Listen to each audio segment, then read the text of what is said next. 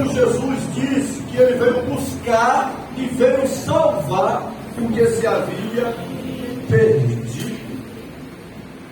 E o Senhor Jesus, ele veio para ele salvar, para ele libertar, para ele transformar, para ele ensinar. Era necessário ele ter contato, era necessário ele se relacionar, Eduardo, com as pessoas. E nós vamos ver que foi por isso que o Senhor Jesus entrou na casa de Zaqueu, quando muitos se escandalizaram com ele e disseram: ele entra na casa de um homem pecador. Foi com esse motivo, Vânia, que o Senhor Jesus foi para o poço de Jacó, em João 4, e se relacionou com uma mulher que já teve 5 maridos, que ela tinha, agora não era dela. Foi por este motivo, Débora, que o Senhor Jesus, ele entrou na casa de Mateus, publicano, e estava lá se relacionando com as pessoas.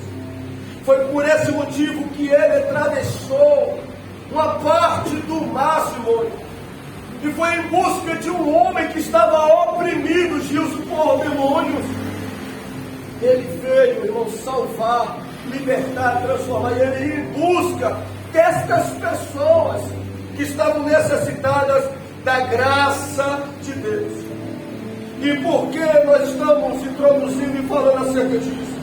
Porque isso nos mostra o amor de Jesus, o amor de Deus pelos perdidos, o amor, a valorização de Deus por estas pessoas excluídas, cativas e oprimidas pelo inimigo, desprezadas, numa grande parte, pelos religiosos, pela sociedade.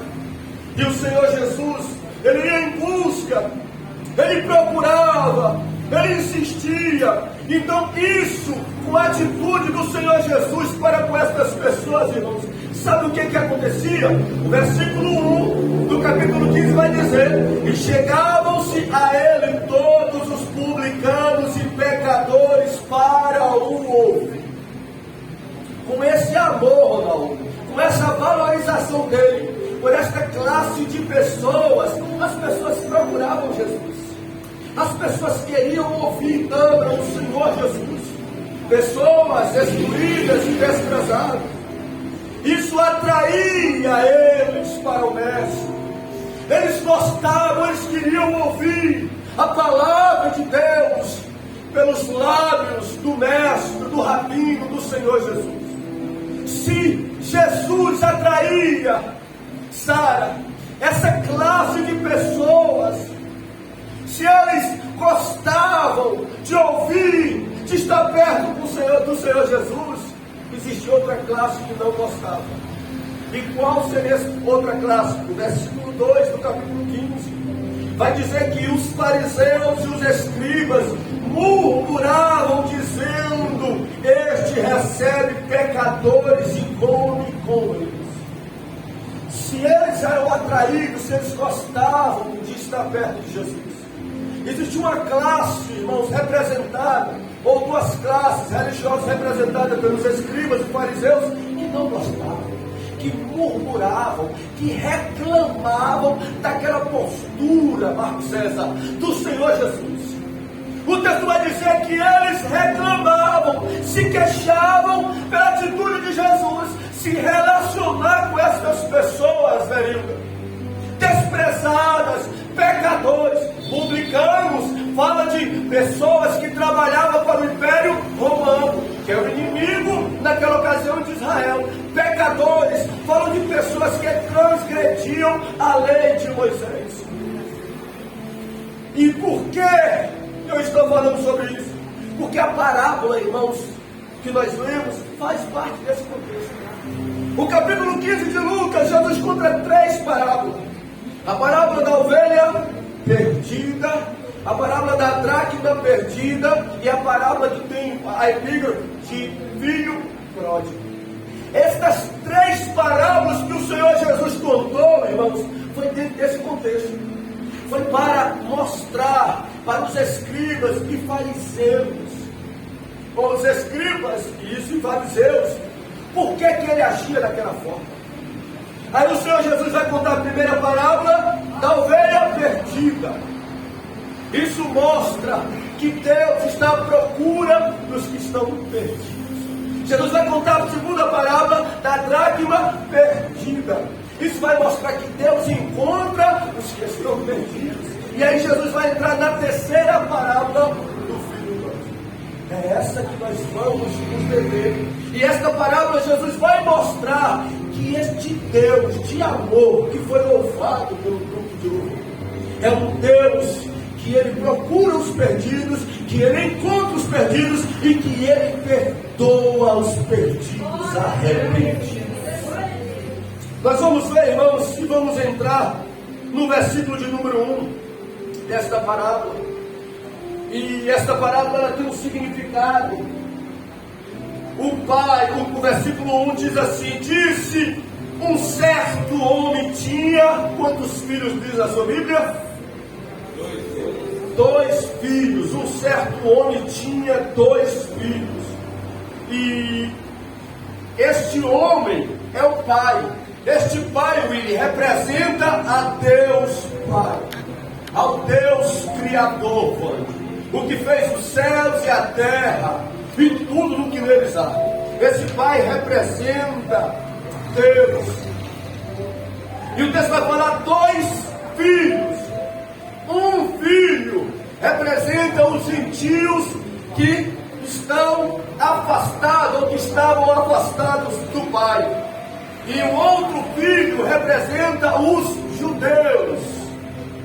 Então a parábola começa a falar de um certo pai e de 2 filhos.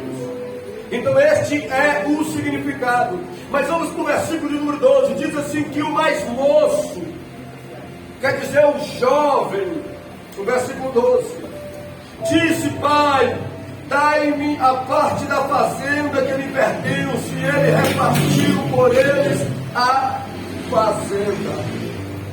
Esse mais moço simboliza os gentios que estavam afastados do pai.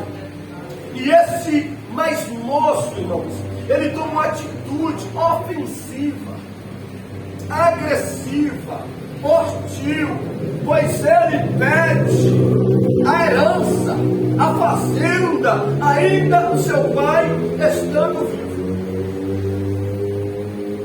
Que atitude deste homem, deste filho! Isso é uma falta de consideração e de respeito. Eu, ao meditar nesta passagem, neste texto, nesse versículo, eu fiquei a pensar que isso revela algo do coração deste filho mais novo. Quando pediu para o pai, estando vivo, a sua herança. Isso revela algo que estava no seu interior. Que ele estava na casa do pai, mas o coração dele estava nas coisas do pai.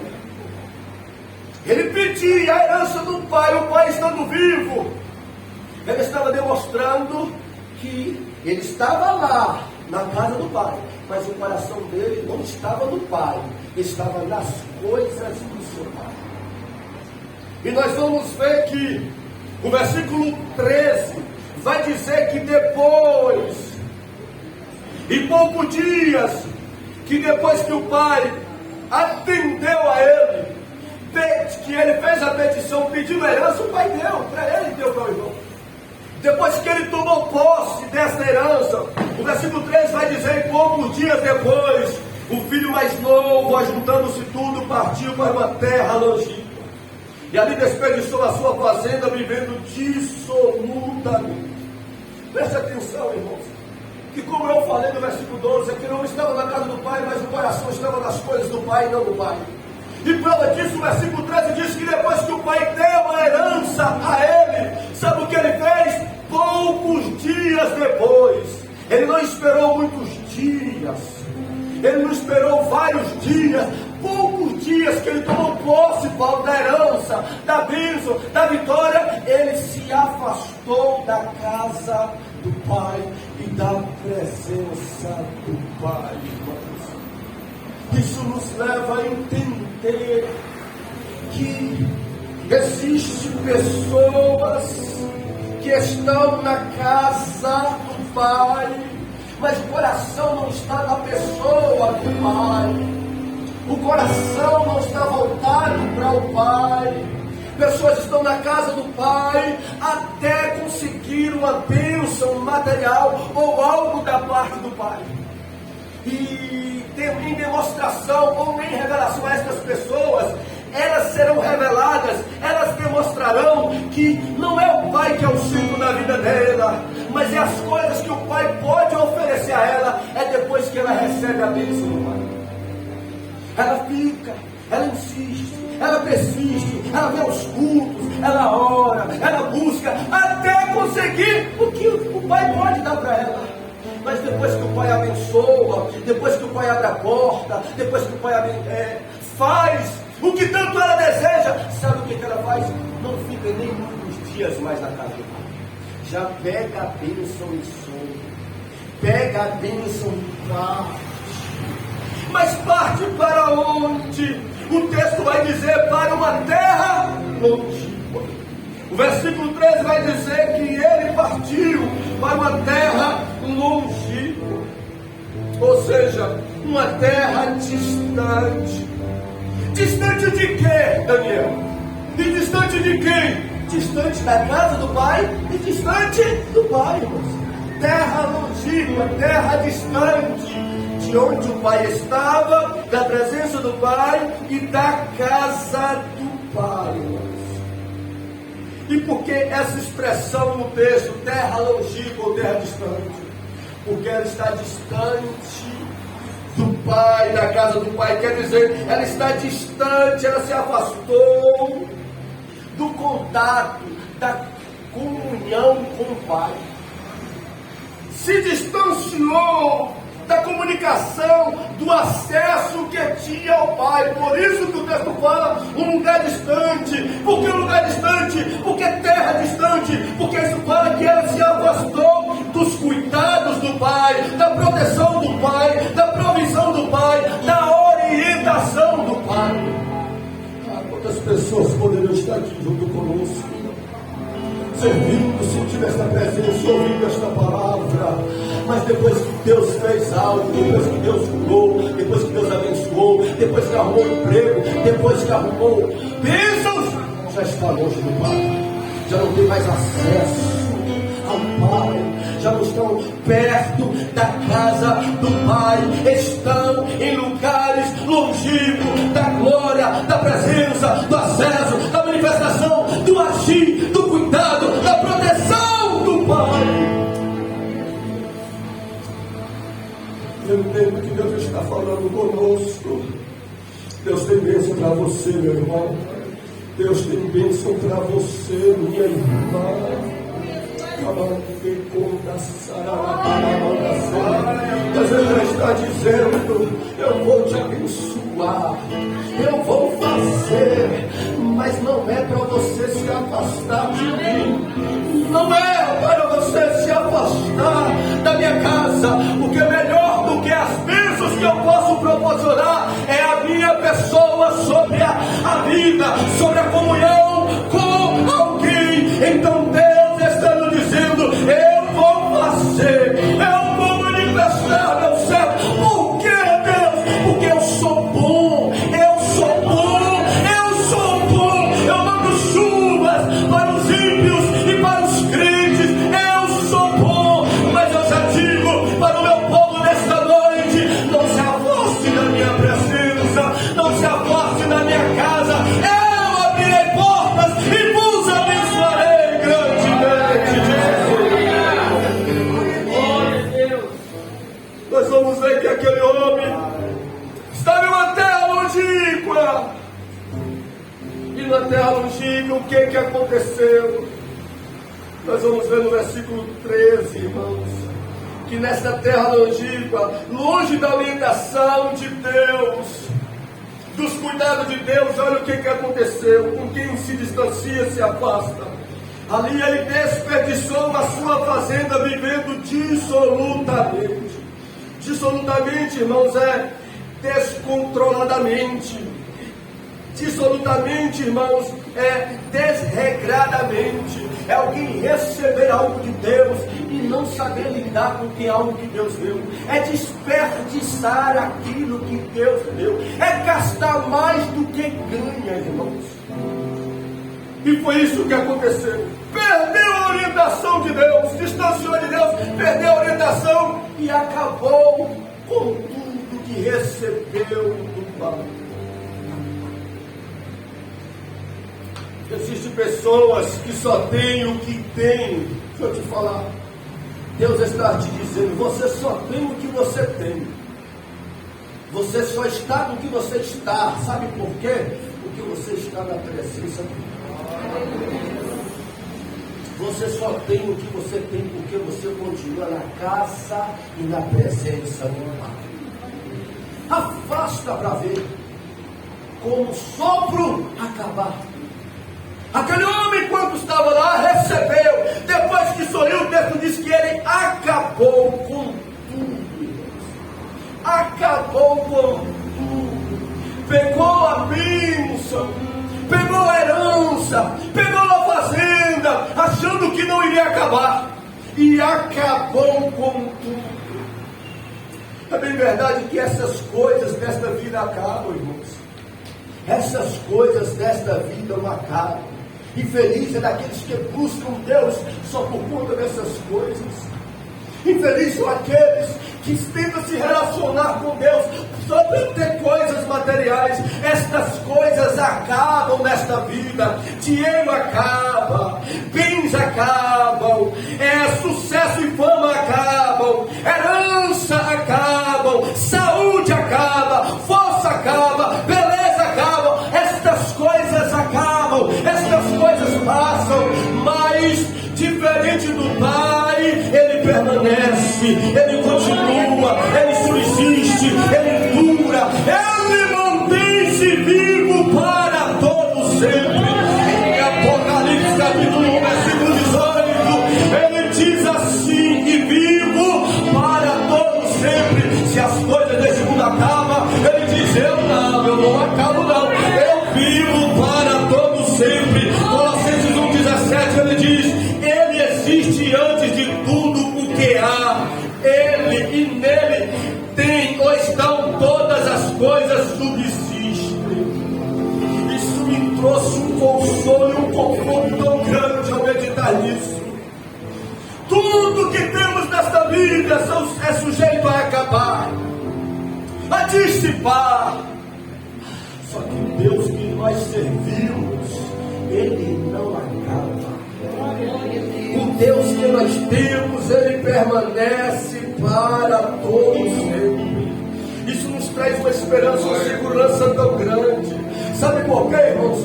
Porque nós não vamos temer o futuro. Sabe por quê? Porque o Deus da igreja, o Deus que cuida da sua vida, pode ficar tranquilo que nada vai vencê-lo, nada vai matá-lo. Ele vai continuar cuidando de você hoje e de você para todo sempre.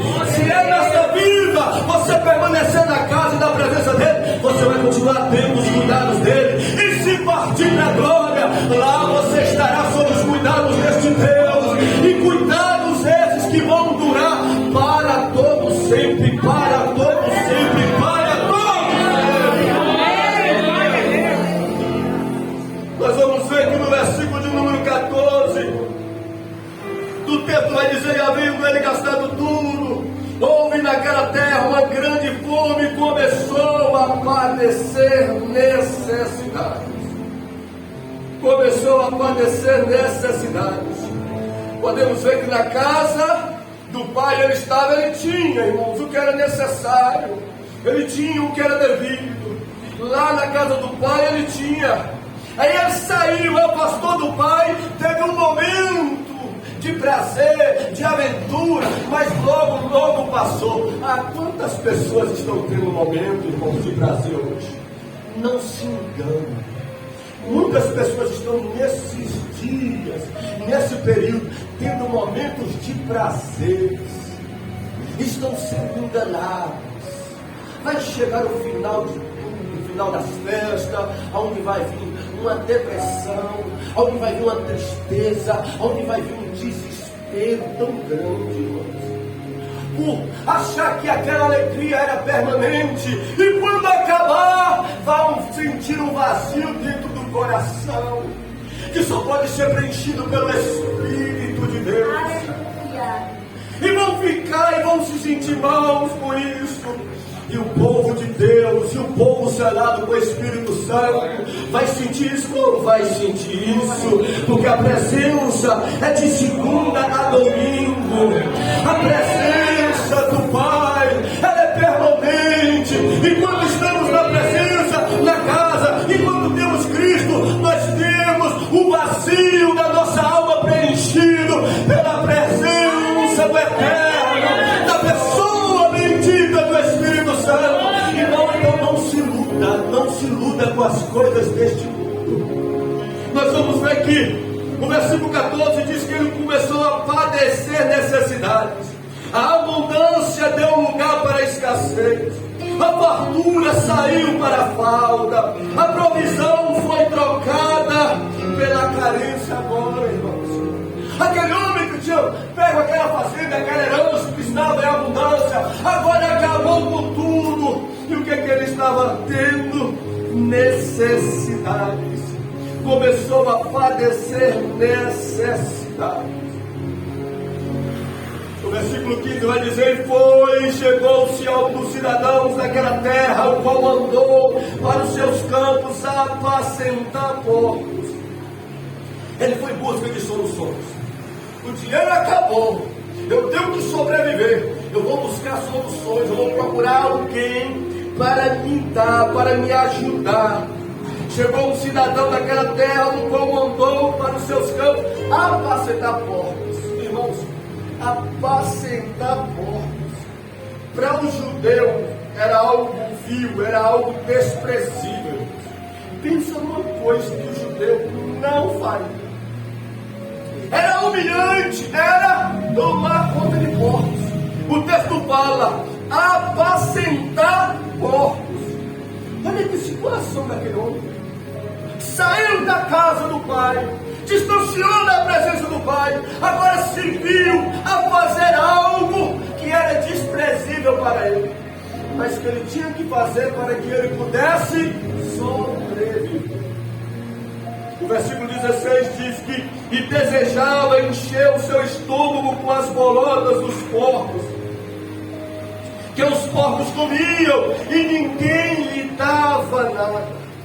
Se apacentar porcos, irmãos, era algo vil, desprezível. Comer a comida dos porcos era algo asqueroso, ignóbil, algo imundo para eles. Chegou no fundo do poço, lá no fundo do poço, para aquele homem que tomou a decisão de sair da casa do pai, da presença do pai. Eu fiquei pensando, irmãos, tem pessoas, irmãos, que só vão se voltar para Deus, para a casa do Pai, depois quando chegar em um estado como esse, irmãos. Quando estiver em uma situação mais que desprezível, mais que vil, vai estar em uma situação ignóbil, algo imundo. Acontece que só pessoas, para se voltar, Deus vai permitir acontecer esse tipo de situação. Então você que está orando por alguém, você que chora por alguém para que Deus possa salvar, resgatar, fica tranquilo. Se as coisas não estão dando certo para ele e nem para ela, quanto mais você ora, mais ela está se afundando. Fica tranquilo, Deus sabe como trabalhar, porque Deus prefere que ele entre, volte para a presença de Deus, pobre, às vezes doente, mas que volte salvo e transformado. Deus às vezes permite isso na vida de certas pessoas, irmãos, para que a ilusão quanto ao mundo e as coisas do mundo possa cair dos olhos e tal pessoa se voltar para a casa de Deus. É só essas situações. Lógico que isso não é regra, não é com todo mundo, mas muitas pessoas são iludidas sim com o mundo. Aquele jovem pegou a fazenda, pegou a herança e ficou deslumbrado com as coisas do mundo. Eu vou me afastar do pai, eu vou me afastar da casa do pai, eu vou longe dele, viver a minha vida de independência, eu vou curtir, eu vou fazer a minha vontade, eu não quero mais compromisso com ele, eu não quero mais dar satisfação com o pai, eu quero viver a minha vida independente dele. E o mundo é isso, o mundo ilude nós, o mundo é uma cortina de ilusão. Parece que é bom, mas quando entra, não é bom. O mundo promete felicidade e dá sofrimento. O mundo promete prazer e traz desgosto. O mundo promete exaltação e traz vergonha. O mundo promete sucesso e dá solidão. O mundo promete liberdade e traz escravidão. O mundo promete fama e traz depressão. O mundo promete projeção e traz condenação. Promete vida e traz morte.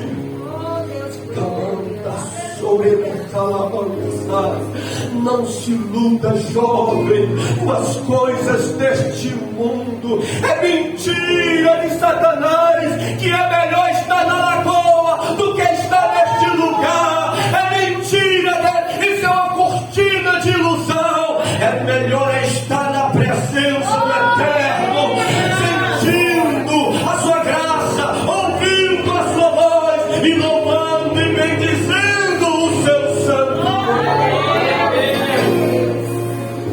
O versículo 17 vai dizer que caindo em si, diz: quando os trabalhadores dirão, pai, tem abundância de pão e eu aqui perecendo de fome. Está vendo? Caindo em si, depois de apacentar os porcos, depois de querer comer a comida dos porcos, ele caiu em si. Ele caiu em si. Fui enganado, fui iludido, errei, falhei, tomei a decisão errada de me afastar do Pai e da casa do Pai. Existem pessoas que só enquanto as coisas estão dando certo, não caem em si. Existem pessoas que quando as coisas vão fluindo, não caem em si. É só depois que tudo dá errado para cair em si, ver o quanto é bom servir a Deus, ver o quanto é bom estar na presença do Pai, ver o quanto é bom ter o nome no livro da vida, ver o quanto é bom ser direcionado, orientado, alimentado, fortalecido pela presença do Pai.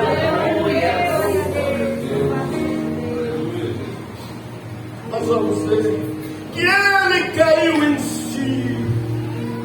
Ele caiu em si. E ele falou assim: olha o que ele falou, irmãos. Eu estou aqui querendo comer, não tem quem me dá comida.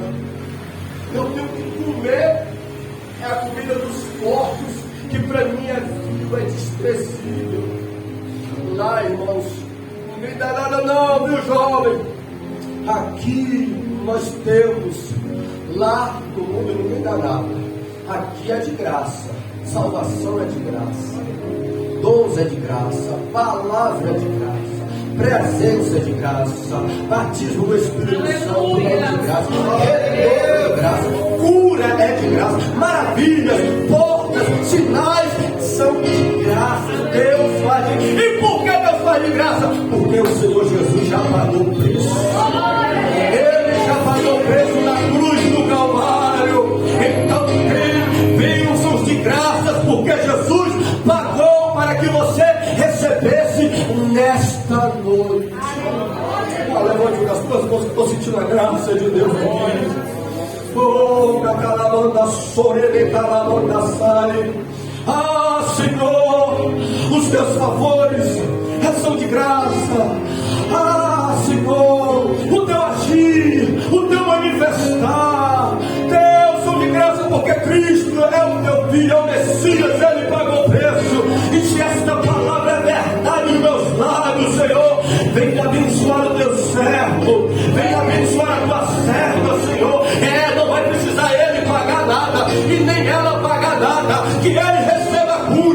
que ela seja renovada, que as portas se abram, que ele possa ser cheio pelo que Cristo pagou na cruz do Calvário, de graça pela graça do Senhor Jesus Cristo.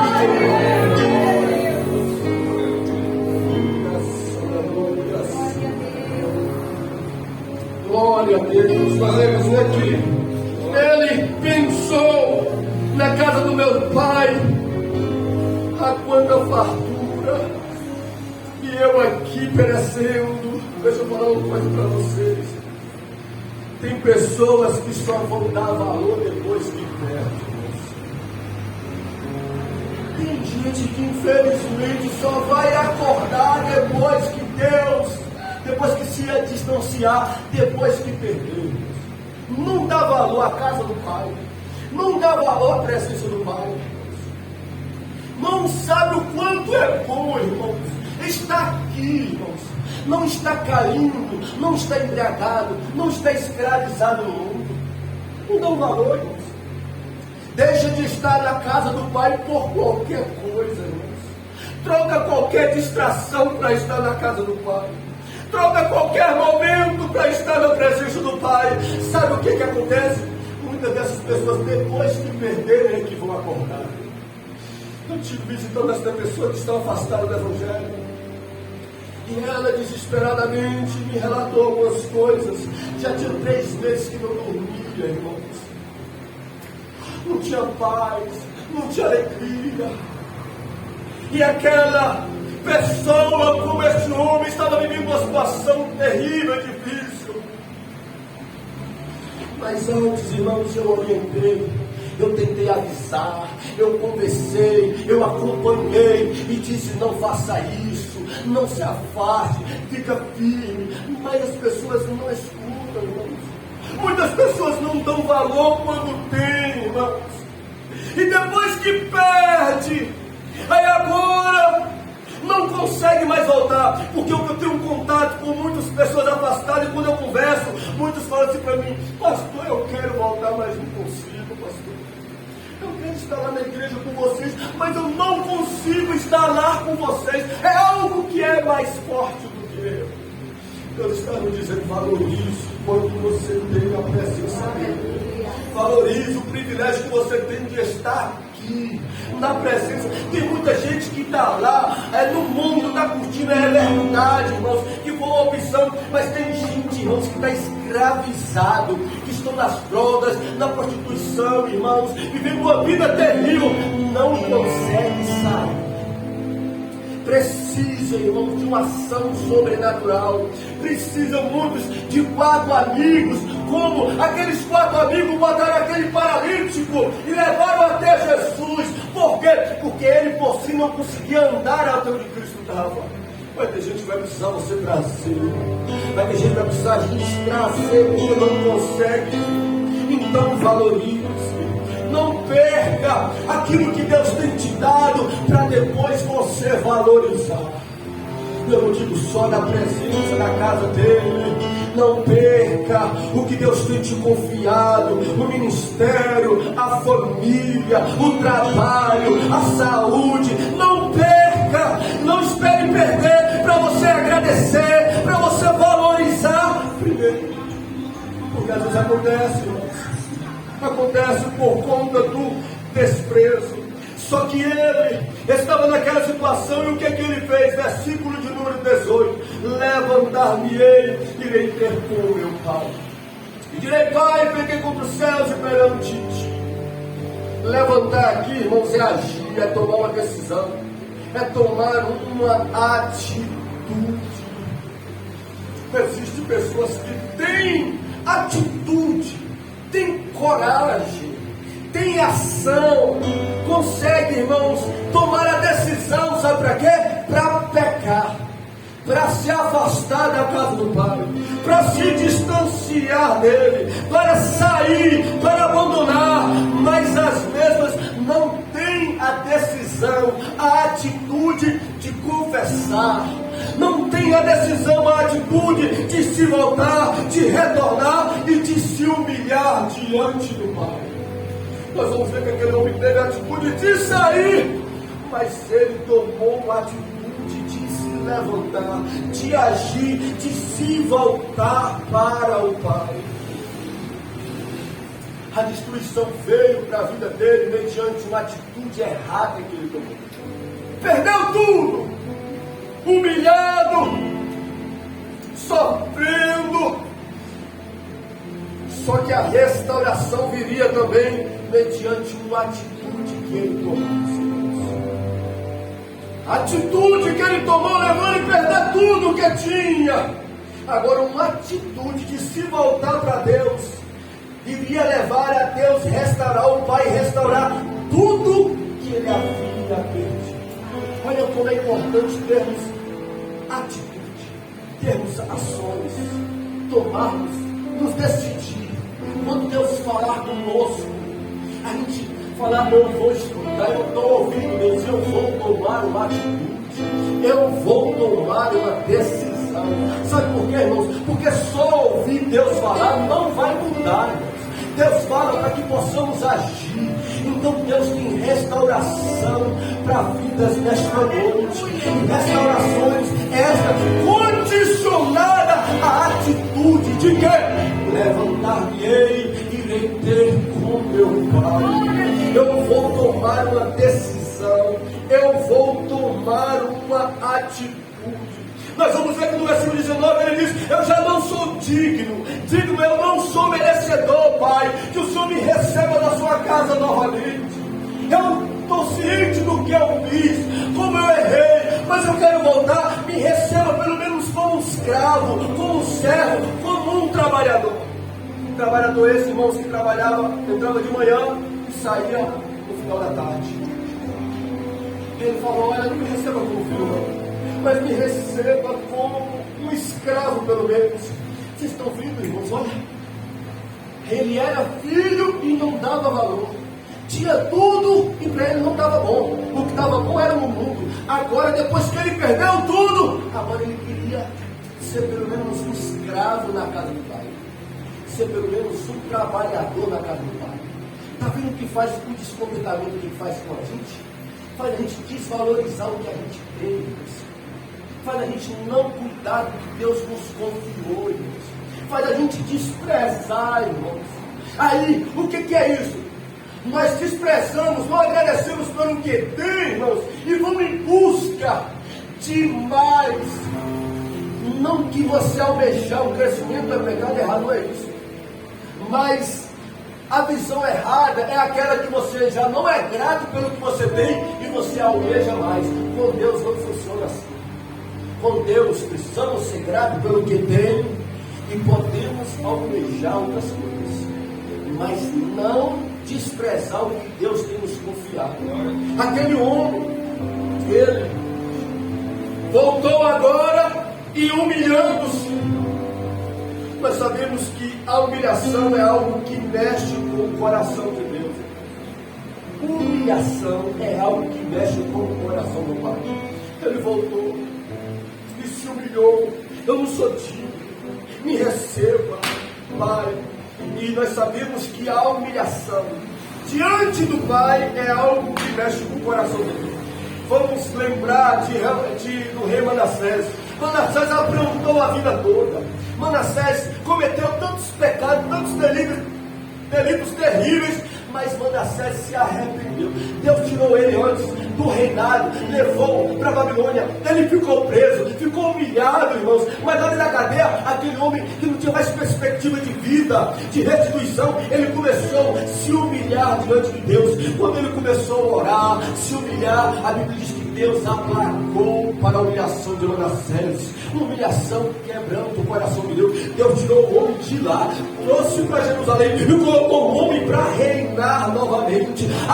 Porque não falar de Davi? Davi cometeu delitos, pecados terríveis, cometeu adultério, matou o marido da mulher. E Davi, irmãos, cometeu tantas falhas e erros. Só que Davi se humilhou diante de Deus. Davi chorava, Davi pedia: me perdoa, Deus, apazigua a tua ira para comigo. Eu reconheço que eu pequei, eu reconheço que eu falhei, tenha misericórdia de mim. A mulher cananeia. Jesus veio para o povo de Israel, e aquela mulher cananeia tinha uma filha que estava endemoniada, estava doente, e a mulher foi em busca de Jesus, e a mulher clamava, Jesus não atendia, a mulher se aproximava, os discípulos expulsavam a mulher, e a mulher insistia, se humilhando, se humilhando, se humilhando. E quando Jesus foi falar para a mulher, falar assim: olha, eu não vi você, os seus problemas não são prioridade para mim, não, mulher, prioridade é o povo de Israel. Quando Jesus falou isso, a mulher se humilhou mais ainda e falou: Senhor,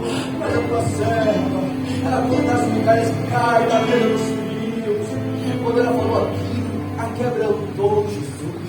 Jesus falou: mulher, grande é a tua fé, eu não resisto quem se humilha diante de mim. Mesmo eu corrigindo, mesmo eu reprobando, mesmo eu não respondendo você, quando respondendo, eu falando de uma forma que não te agradava, você ainda continuou se humilhando a mim. Jesus falou: grande é a tua fé, e seja conforme o teu pedido. E ele curou a vida dela e libertou da opressão. Nós estamos falando sobre Saulo. Saulo perseguia a igreja, Saulo assolava, destruía a igreja do Senhor Jesus. Mas Jesus foi ao encontro de Saulo, e ele caiu, ele ficou cego, e Saulo começou a orar e jejuar. E quando ele começou a se humilhar diante de Jesus, Jesus vai lá e fala para Ananias: Ananias, vai lá e chama e ora por Saulo, porque eu ouvi a humilhação dele. Eu vou levantar este homem, se eu não vaso para mim escolhido. Ananias falou: não, Senhor, não pode, esse homem é o inimigo da igreja. Jesus falou como se dissesse: mas ele está se humilhando a mim, que se humilha diante de mim, eu restauro, eu levanto, eu saro, eu abençoo. E ele levantou Saulo, que nós conhecemos como Paulo, um dos maiores apóstolos que pregou o evangelho por todo o mundo. Deus está nos dizendo: o caminho da restauração é a humilhação. O caminho da bênção não é se decorar diante de Deus, bater no pé e dizer: eu mereço, Senhor, eu sou digno, Senhor. Muito pelo contrário, é colocarmos a boca do pó e falar: Senhor, eu sou falho, eu sou pecador, eu tenho transgredido, mas eu quero te servir, eu quero te agradar. Me perdoa, me levanta, restaura a minha vida novamente. Nós vamos ver aqui no versículo 20, depois da humilhação dele, o pai foi ao encontro, lançou-se no pescoço e o beijou, irmãos. Olha a atitude do pai. Ele se humilhou e o pai foi ao encontro, lançou-se ao seu pescoço e o beijou.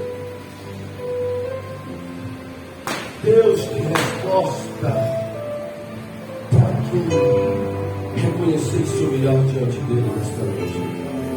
Deus tem coisas grandes a fazer, meus irmãos.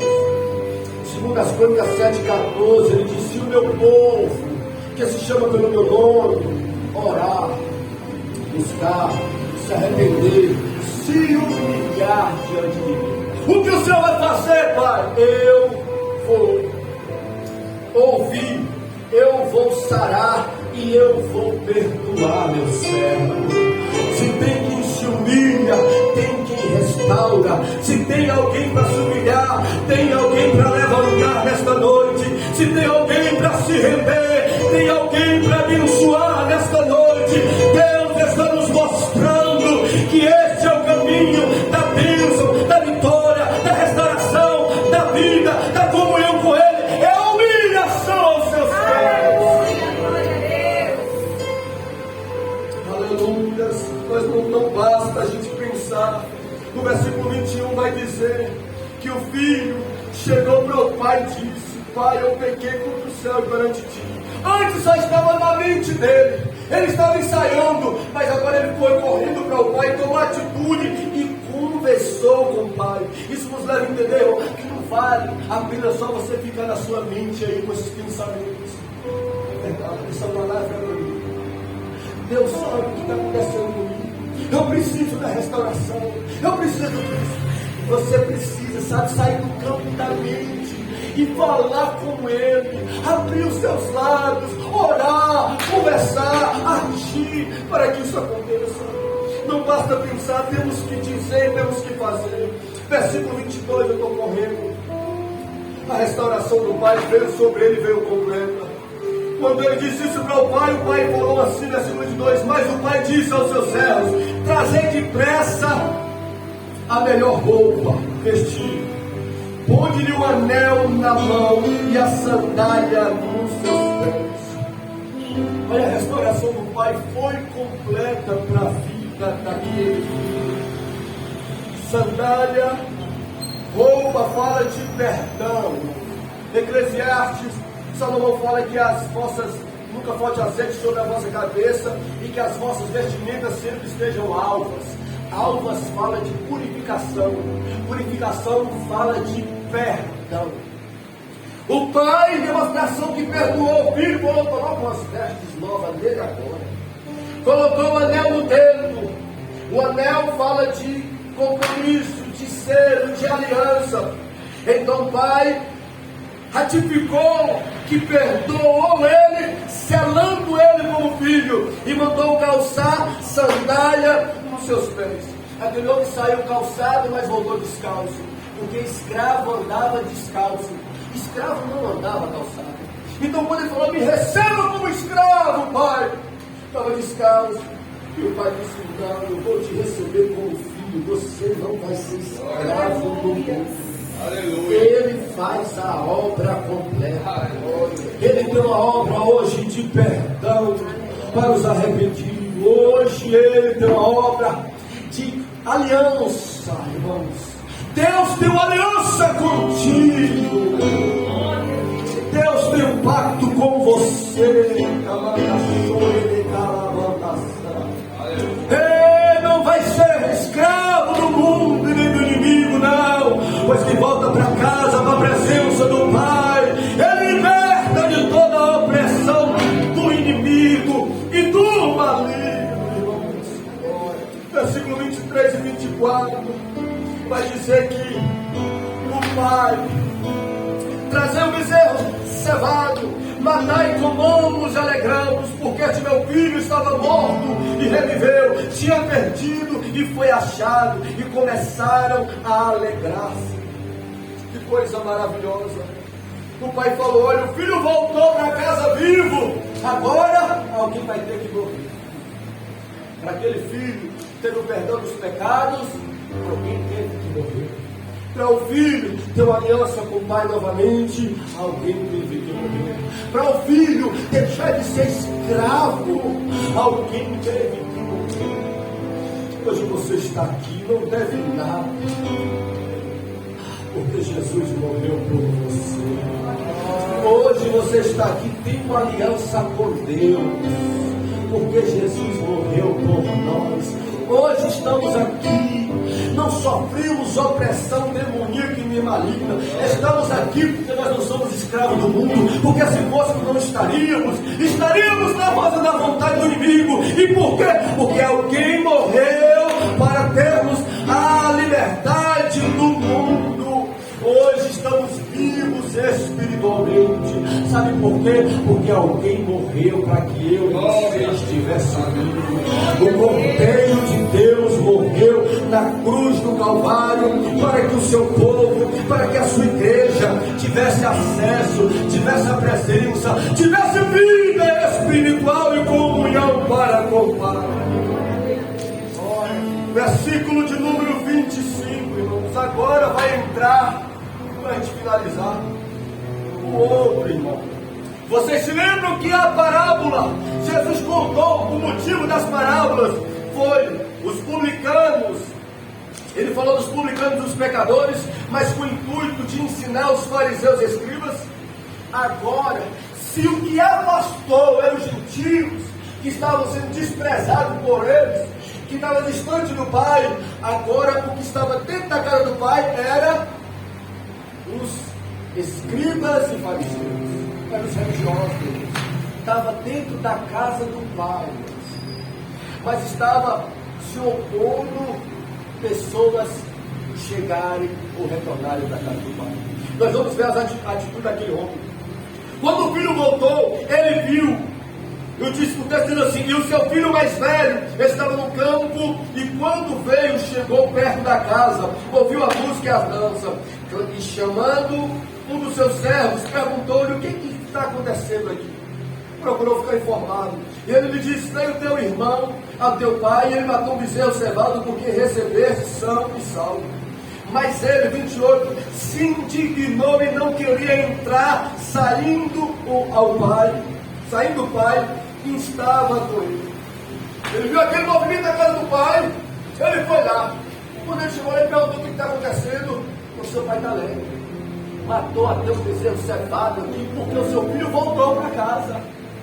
Irmãos, isso, o texto diz que ele ficou indignado. Ele ficou indignado, quer dizer, aborrecido, ficou revoltado, enfurecido, porque alguém voltou para a casa do Pai. Era o que estava acontecendo com eles, quando Jesus ia aos pecadores, ia aos publicanos. Eles estavam, irmãos, irados e furiosos, porque Jesus estava amando essas pessoas. E aí, às vezes, irmãos, pode acontecer isso com a gente. Eu fico meditando nestas parábolas. Tanto o que saiu da casa se perdeu, quanto o que estava dentro da casa estava perdido. A parábola primeira fala das ovelhas. A ovelha saiu do rebanho e se perdeu. A parábola da dracma perdeu-se dentro da casa. Então, tanto se perdeu quanto quem saiu, quando se perdeu alguns que estavam dentro da casa do Pai. E essa é a minha preocupação maior. Tanto me preocupo e oro pelos que se afastaram, quanto muitos que estão dentro da casa do Pai e acabam se perdendo. Jesus mostrou para eles: vocês estão se opondo a eles que estão perdidos, estão fora da casa do Pai, só que vocês estão dentro da casa do Pai e vocês também estão perdidos. Irmãos, olha a proporção: de 100 ovelhas, uma se perdeu. Depois de 10 dracmas, uma se perdeu, foi caindo. Depois de 2 irmãos, um se perdeu. Olha a probabilidade, o perigo que corremos de estar na casa do Pai e estarmos perdidos. E como podemos ver evidências de alguém que está perdido? Nós vamos ver algumas evidências através da vida deste homem. Este homem, ele era ingrato. Este homem, ingrato por quê? Porque o pai dividiu a herança, deu tudo para o filho, para os dois. E ele chamou para o pai dizendo assim: olha, pai, o Senhor deu tudo para o meu irmão e não deu nada para mim. O pai dividiu a fazenda para os dois, irmãos. Para os dois. Só que o que recebeu disse que o pai não tinha dado nada para ele. Sabe aquele irmão, aquela irmã que Deus está fazendo, que Deus está abençoando, ele fica só reclamando, fica só falando: Deus não está fazendo nada para mim, Deus não abre a porta, Deus não abençoa José, abençoa João, mas a mim Deus não faz nada. Isso é evidência de alguém que está perdido dentro da casa do Pai. Nós vamos ver que, além disso, ele era invejoso. Ele não se alegrava com a vitória, com a bênção do irmão. Você já viu alguém ficar incomodado, irmãos, quando alguém conta a bênção, a vitória? Ao invés dele se alegrar, ao invés dela comemorar, ela fica preocupada, irmãos, com Deus está abençoando outra pessoa e não abençoando ela mesma. E isso é evidência. É importante entendermos isso, para que nós não venhamos estar perdidos dentro da casa do Pai. Nós vamos ver que outras situações ou outras evidências, além de gratidão, de murmuração, da inveja, irmãos, ele não tinha amor pelo seu irmão. Ele vai falar bem assim: olha, vindo, meu pai, versículo 29, vindo, porém, o teu filho, que desperdiçou a tua fazenda com as meretrizes, mataste um bezerro cevado. Sabe o que ele falou com o pai? Ele falou assim: olha, quando o teu filho veio para aqui, o Senhor matou um bezerro para ele. Ele não disse assim: olha, quando meu irmão voltou, você vê que ele não tem amor pelo irmão. Evidência de alguém que está perdido dentro da casa do Pai é falta de amor pelo irmão, é falta de valorização, de importância pelo seu irmão. trata o seu irmão como um desconhecido. Versículo 30, vindo porém este, desperdiçou tudo, e ele era caluniador, irmãos, porque ele falou assim, ó, ele desperdiçou tudo com as meretrizes. Como é que ele sabia? Se ele não tinha contato com o irmão dele estava lá em uma terra longínqua e não tinha acesso, mas o irmão voltou, ele caluniou. Evidência que alguém está na igreja perdido, é alguém que fica falando que não viu do seu irmão, é alguém que fica caluniando, defamando o seu irmão. Aí ele fez isso, eu imagino que ele fez isso, e fica propagando. Isso é evidência de alguém que está perdido dentro da casa do Pai. Versículo 31. E ele lhe disse, filho, tu estás comigo e todas as minhas coisas são tuas. Mas era justo alegrarmos e regozijarmos, porque teu irmão estava morto e reviveu, estava perdido e foi achado. Olha que coisa, irmãos, interessante esse versículo 31. Mostra o pai falou assim, filho, tu está na minha presença, tudo que é meu é teu. Só que ele não conseguia ver isso, Cristiano. Ele não conseguia olhar que ele tinha na casa da presença do Pai era dele. Ele preferia olhar para o que ele não tinha. A visão de quem está perdido na casa é diferente. Ele não consegue ver a beleza, ele não consegue desfrutar das coisas do reino de Deus, não e aceita. Ele, em vez de ver, de contemplar, de usufruir, ele fica vendo o que não tem. Isso são evidências de alguém que está perdido. E o Pai é tão amoroso que Ele quer, irmãos, tanto resgatar o que está lá fora perdido, quanto Ele quer salvar o que está dentro da casa dele. A palavra é para os dois tipos de pessoas, irmãos. Quem está distante, perdido, e quem está dentro da casa do Pai perdido. Queria que você ficasse sobre os seus pés em nome de Jesus. Porque o Pai está aqui, o Pai nos ama, o Pai tem restauração para as nossas vidas, Ele é paciente, Ele é longânimo, irmãos. Tanto foi longânimo quanto aquele que se afastou e retornou, quanto é longânimo para aquele que estava dentro da casa perdido. Meu Pai, os céus faz festa quando alguém volta, mas quando alguém dentro da casa também cai em si, pensando, eu não posso estar nessa situação, eu não posso estar nesta condição, eu preciso me voltar para o Pai. Nós vamos ver que ele tinha uma mentalidade de servo, algo interessante. Escute-me pelo amor de Deus, irmãos. Escute-me pelo amor de Deus, é muito sério pregar a palavra de Deus. Eu estou ciente de que já passou alguns minutos, mas quando a mensagem vai até o hora, eu encerro, eu não insisto, irmãos. Mas se a mensagem passa também um pouquinho, eu não vou deixar de pregar e deixar de falar. Aquele homem estava dentro daquela casa, a mentalidade dele do irmão, do religioso, era, sabe só de quê? De fazer as coisas para o Pai. Eu achei interessante, o Espírito de Deus ministrou isso no meu coração. Ele só pensava no Pai para fazer para o Pai. Ele só pensava de agradar o Pai fazendo para o Pai, e não se relacionando com o Pai. Irmãos, preste atenção. Eu e você pode pensar em agradar a Deus só no fazer, tocando, cantando, pregando, ensinando, trabalhando, contribuindo. Tudo isso é fazer para o Pai. Mas de uma forma nós podemos demonstrar que nós queremos o Pai é através de uma vida de oração. Alguém que tem ânimo, disposição para pregar, para cantar, para louvar, para tocar, para contribuir, para evangelizar, para limpar, para ornamentar, para fazer tudo na igreja, mas não tem ânimo para orar. É alguém como aquele irmão, está na casa do Pai, só querendo fazer para o Pai, mas não está querendo estar com o Pai. Isso é evidência de alguém que está perdido dentro da casa do Pai. E o Pai disse para ele: há quanto tempo tu me tens? Tu e eu estou contigo. Mas ele não via alegria, a beleza de estar com o Pai, de se relacionar com o Pai. O negócio dele era fazer para o Pai. E Deus não substitui o fazer pelo ser.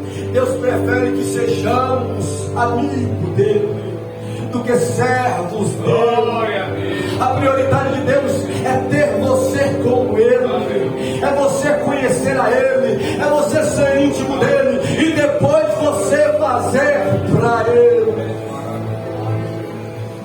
Aleluia, aleluia. Caindo em si, eu vejo o Espírito de Deus me mostra pessoas caindo em si,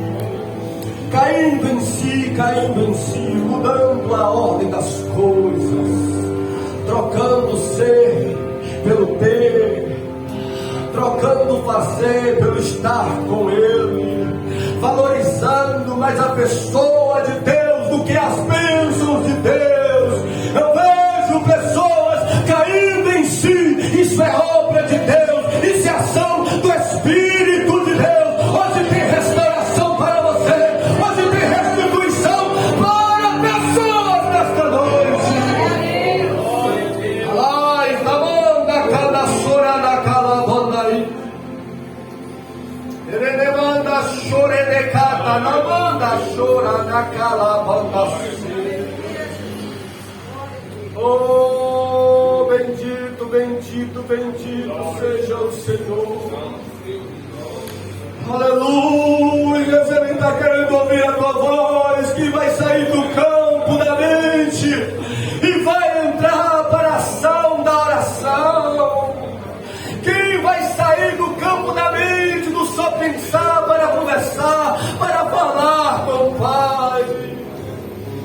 Ele está me dizendo: eu estou aqui para perdoar, para levantar, para restaurar, para restituir, para abençoar meus servos. Eu estou aqui para me revelar, para me manifestar. Eu estou aqui para encher, para transportar. Para na soca na manda, serene calamanda, soda cana manda. Adai, temene kundo no mondo sora na calabanda sai.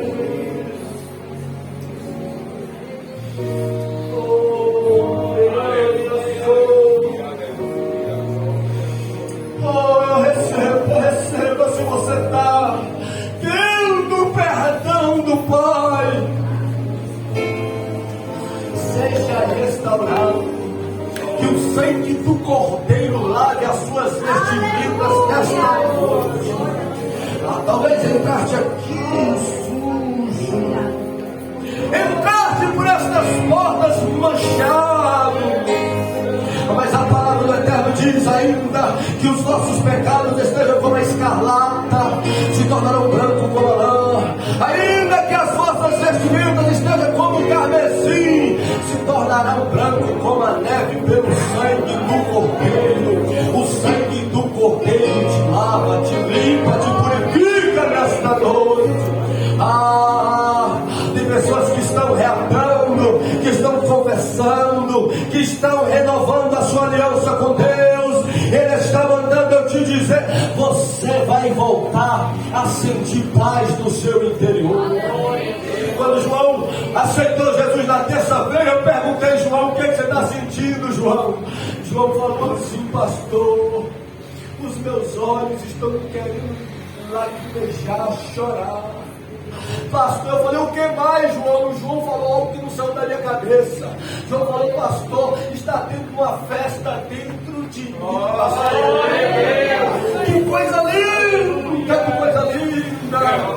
O texto diz que quando o pecador se arrepende, há festa no céu, os anjos fazem festa, mas a pessoa sente tanta alegria dentro de si. E João classificou isso como uma festa. Isso, João, foi porque Jesus, ele preencheu o seu corpo com a sua presença. Ele selou você com o Espírito Santo, como o Pai selou aquele dia, aquele filho, com o anel. Aleluia. Deus vai preencher esse vazio. Deus vai preencher esse vazio mediante esse pacto, mediante esta aliança. Receba a presença de Deus na pessoa bendita do Espírito de Deus. Receba a presença, receba o alívio, receba o descanso, receba o que Jesus diz: aquele que beber da água que eu lhe der, rios de água viva fluirão dentro de si, a jorrar para a vida eterna. Receba desta água nesta noite.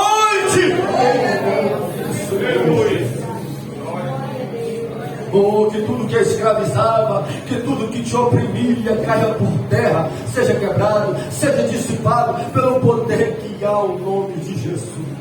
Pai, nos leve para casa em paz e segurança, nos guarda debaixo da tua mão, Senhor. Em nome de Jesus Cristo, abençoe o teu povo de uma forma abundante e poderosa, Senhor. Que a restauração, que o teu perdão seja notório a partir de hoje, como foi na vida daquele filho que voltou, Pai, tanto internamente como externamente, que haja restauração para a glória do teu santo nome. Em nome de Jesus que nós oramos e te pedimos. Abra suas mãos, que a graça do Senhor Jesus